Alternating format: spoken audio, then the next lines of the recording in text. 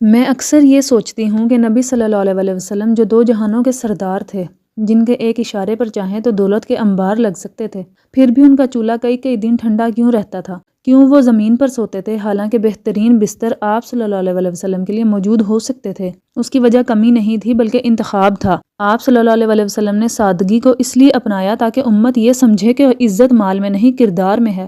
آپ چاہتے تو پہاڑ سونے کے بن جاتے، مگر آپ نے فقر کو اس لیے پسند کیا کہ دل اللہ سے جڑا رہے۔ چولہے کا نہ جلنا اس بات کی دلیل تھا کہ دنیا آپ کے دل میں نہیں تھی۔ زمین پر سونا ہمیں یہ سکھاتا ہے کہ تکبر کا علاج سادگی میں ہے۔ بھوک برداشت کر کے آپ صلی اللہ علیہ وسلم نے صبر کا عملی نمونہ بھی پیش کیا۔ آپ صلی اللہ علیہ وسلم کی زندگی یہ اعلان تھی کہ جو اللہ پر بھروسہ کرے وہ کبھی خالی نہیں رہتا۔ یہ سب اس لیے تھا تاکہ قیامت تک آنے والی امت جان لے کہ اصل دولت ایمان ہے، نہ کہ دنیا کی آسائشیں۔ اگر انسان تاریخ کا مطالعہ کھلے دل اور کھلی آنکھ سے کرے تو ایک حقیقت بار بار سامنے آتی ہے کہ دنیا میں کبھی کوئی قوم صرف طاقت، دولت یا لشکروں کے زور پر ہمیشہ کے لیے کامیاب نہیں رہی۔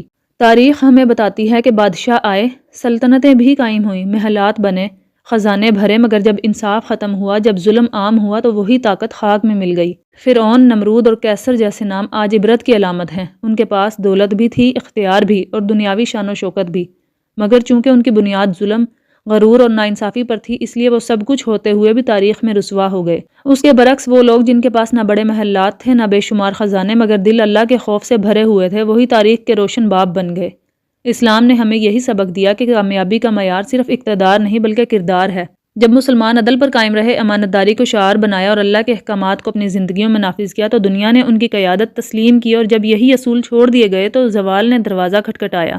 یہی وجہ ہے کہ اللہ تعالیٰ نے مسلمانوں کو صرف عبادات نہیں سکھائیں بلکہ ایک مکمل نظام حیات دیا، ایسا نظام جو فرد کو بھی سنوارتا ہے اور معاشرے کو بھی، جو انسان کو غرور سے بچاتا ہے اور انصاف کی طرف لے جاتا ہے۔ تاریخ گواہ ہے کہ جو قومیں اللہ کے اصولوں پر چلتی ہیں وہی حقیقی عزت پاتی ہیں۔ لیکن ذرا تصور کیجئے اس عظیم ہستی کا جو صرف عرب کا سردار نہیں بلکہ سلطان دو جہاں ہے، وہ ہستی جس کے ایک اشارے پر چاند دو ٹکڑے ہو گیا، جس کے قدموں کی خاک کو روح الامین جبرائیل اپنی آنکھوں کا سرما بناتے تھے، وہ ذات مبارکہ جس کے لیے یہ پوری کائنات تخلیق کی گئی، زمین و آسمان جس کے صدقے وجود میں آئے اور جس کے بارے میں مشہور ہے کہ اگر وہ نہ ہوتے تو یہ کائنات ہی نہ ہوتی۔ ایسی عظیم شان رکھنے کے باوجود وہ نبی صلی اللہ علیہ وسلم دنیا کی ظاہری آسائشوں سے بے نیاز رہے، جن کے ہاتھ میں چاہیں تو خزانے آ جائیں مگر جن کے گھر میں کئی کئی دن چولہا نہ جلتا، جن کے لیے ریشم و دیبا ممکن تھا مگر جنہوں نے زمین پر سونا پسند کیا۔ یہ فقر کمزوری نہیں بلکہ رب کے سامنے کامل عاجزی کا اظہار تھا۔ آپ نے سادگی اس لیے اپنائی تاکہ انسانیت کو یہ پیغام ملے کہ عظمت تخت و تاج میں نہیں بلکہ اخلاق، صبر و تواضع میں ہے۔ آپ چاہتے تو بادشاہوں کی طرح زندگی گزار سکتے تھے مگر آپ نے فقیروں جیسی زندگی اختیار کی تاکہ امیر و غریب کے درمیان کوئی دیوار باقی نہ رہے۔ آپ کی زندگی عملی اعلان تھی، جو اللہ کے قریب ہو جاتا ہے دنیا خود اس کے قدموں میں آ جاتی ہے مگر وہ اسے دل میں جگہ نہیں دیتا۔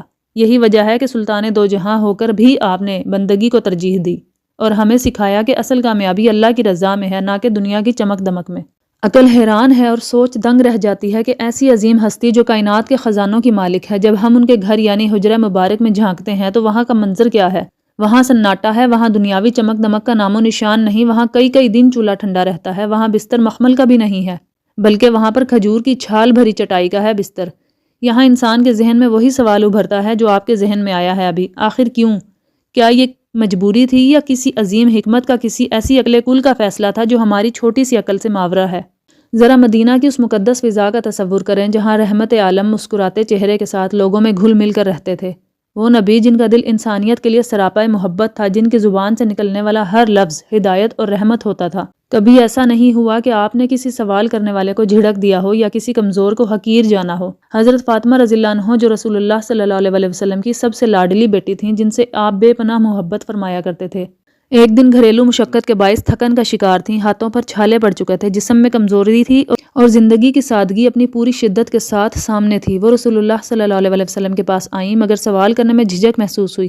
باپ بیٹی کا رشتہ مگر ادب کا ایسا اعلیٰ معیار کے الفاظ زبان پر آنے سے پہلے رک گئے۔ یہ وہ لمحہ تھا جہاں دنیاوی سہولت ممکن تھی مگر نبی صلی اللہ علیہ وسلم نے امت کو ایک عظیم سبق دینا تھا۔ آپ نے فرمایا کہ بیٹی، میں تمہیں وہ چیز نہ دوں جو دنیاوی آرام کا سبب بنے، بلکہ وہ بتاؤں گا جو تمہارے لیے دنیا اور آخرت دونوں میں بہتر ہے۔ پھر آپ نے تسبیح، تحمید اور تکبیر کا وہ مبارک ذکر سکھایا جو آج بھی امت کے لیے طاقت، سکون اور برکت کا ذریعہ ہے۔ یہ واقعہ ہمیں سکھاتا ہے کہ اصل طاقت سہولت میں نہیں بلکہ اللہ پر بھروسے میں ہے، اصل کامیابی آرام میں نہیں بلکہ صبر اور شکر میں ہے۔ نبی صلی اللہ علیہ وسلم نے اپنی سب سے محبوب ہستی کو بھی دنیاوی آسائش پر ترجیح نہ دی بلکہ رب سے جڑنے کا راستہ دکھایا تاکہ امت جان لے کہ اللہ کی یاد ہی اصل دولت ہے۔ ایک دفعہ نبی صلی اللہ علیہ وسلم کے شکم مبارک پر بہت زیادہ بھوک کا اثر تھا، بالآخر کہیں سے کھانے کا کچھ انتظام ہوتا ہے، شاید چند مٹھی جو یا کھجوریں۔ روایت کے مطابق سرکار دو عالم صلی اللہ علیہ وسلم کے سامنے چنگیر میں صرف 2 کھجوریں ہیں۔ بھوک اپنی انتہا پر ہے، طبیعت میں نکاہت بھی ہے۔ ابھی آپ نے کھانے کا ارادہ ہی فرمایا تھا کہ ایک سوالی دروازہ کھٹکھٹاتا ہے اور کہتا ہے کہ میں بھوکا ہوں، اللہ کے نام پر کچھ کھانے کو دو۔ یہاں رک کر آپ سوچیں کہ ایک عام انسان ہوتا تو شاید غصہ کر جاتا، یا پھر کم از کم یہ تو ضرور کہتا کہ میرے پاس تو خود 2 کھجوریں ہیں، میں تمہیں کیا دوں اس میں سے۔ لیکن یہ وہ دہلیز ہے جہاں سے کبھی کوئی خالی نہیں لوٹا، یہ وہ ہاتھ ہیں جنہوں نے کبھی نہیں کہنا تو سیکھا ہی نہیں تھا۔ آپ صلی اللہ علیہ وسلم نے 2 کھجوروں میں سے ایک کھجور اٹھائی اور سوالی کے ہاتھ پر رکھ دی تھی۔ اب صرف ایک کھجور رہ گئی تھی، ابھی دوسری اٹھانے ہی لگے تھے کہ پھر صدا آئی۔ آپ صلی اللہ علیہ وسلم نے وہ دوسری اور آخری کھجور بھی اٹھا کر سائل کو دے دی اور خود پھر سے بھوکے رہے۔ چنگیر خالی ہو گئی، پیٹ بھی خالی رہا، لیکن دل اطمینان کے نور سے بھر گیا تھا۔ یہ واقعہ صرف ایک مثال نہیں، سیرت کے اوراق ایسے ہزاروں واقعات سے بھرے پڑے ہیں۔ غزوہ خندق کا وہ منظر بھی تو یاد کریں جب صحابہ کرام بھوک کی شکایت لے کر آئے تھے اور اپنے پیٹوں سے بندھے پتھر دکھائے تو جواب میں سرکار دو عالم صلی اللہ علیہ وسلم نے کرتا مبارک اٹھایا تو آپ صلی اللہ علیہ وسلم کے شکم اطہر پر 2 پتھر بندھے ہوئے تھے۔ اللہ اکبر! وہ جو لوگوں کو اپنے حصے کا دینے کے بھی عادی تھے، وہ خود بھوکا ہے۔ کیا نعوذ باللہ یہ کم فہمی تھی؟ یہ سوال بہت گہرا ہے کہ آپ صلی اللہ علیہ وسلم نے غربت کو چنا تو کیوں چنا؟ اگر کوئی بدبخت یہ سوچے کہ شاید نعوذ باللہ آپ صلی اللہ علیہ وسلم دنیا کمانے کا ہنر نہیں جانتے تھے یا آپ کے پاس ذرائع نہیں تھے تو وہ پرلے درجے کا جاہل ہے۔ حقیقت یہ ہے کہ آپ صلی اللہ علیہ وسلم عقل کل تھے۔ اللہ تعالیٰ نے آپ کو وہ علم اور وہ فہم عطا کیا جو اولین و آخرین میں کسی کو نہیں ملا۔ آپ تجارت کے اصولوں کے ماہر تھے، آپ ریاست چلانے کے ماہر تھے، اور سب سے بڑھ کر یہ کہ اللہ کے خزانے آپ کے اختیار میں تھے۔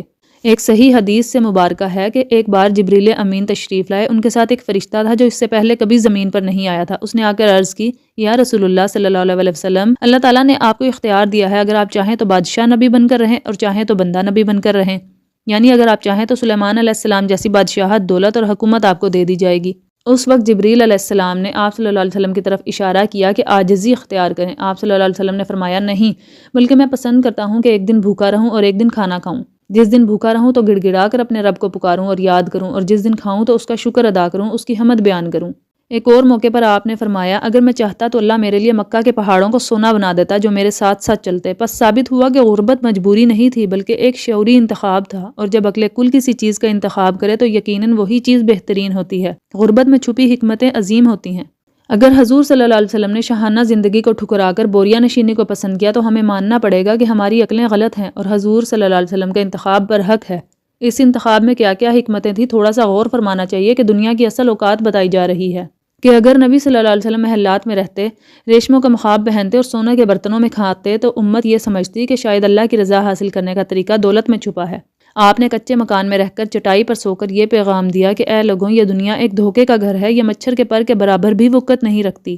قرآن پاک میں اللہ تعالیٰ فرماتا ہے، اور دنیا کی زندگی تو بس ایک دھوکے کا سامان ہے۔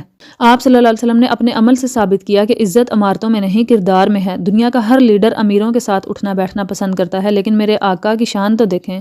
آپ نے غربت اس لیے اپنائی تاکہ قیامت تک آنے والا کوئی بھی غریب، کوئی بھی مزدور، کوئی بھی یتیم خود کو تنہا نہ محسوس کرے۔